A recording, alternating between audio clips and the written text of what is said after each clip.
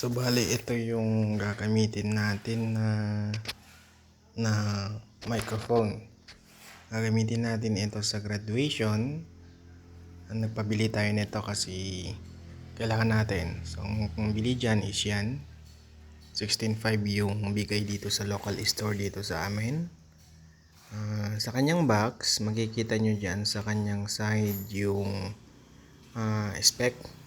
Basahin nyo na lang. At pag binuksan mo yung karton, ganito ang kalalabasan. Meron niyang hard case.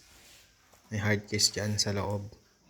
And napaka secure ng ating gamit kasi meron siyang hard case na malaki. At ito naman yung laman ng hard case. Meron siyang foam. Meron siyang battery na 4. Meron siyang connector.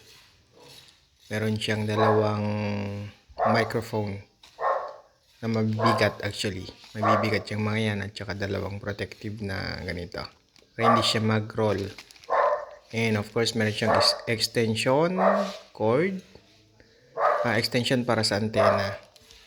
Kung sagabal sa likod, pwede mo siyang lagyan ng extension dyan. And of course, power adapter. Tsaka 4 na antena.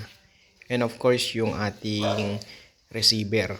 So, ganyan ang itsura ng receiver natin. Napakaangas. Kulay red. Meron siyang power button dyan.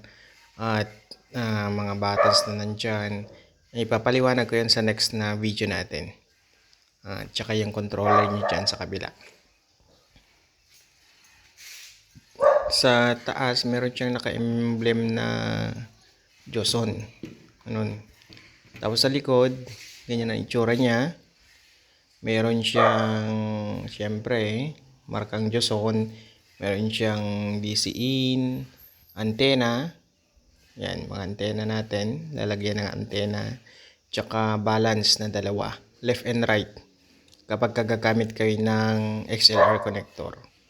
Yung mix, isang input lang no kayan magmi-mix. Pero kapag kayong XLR, pwede mong paghiwalayin yung dalawang channel.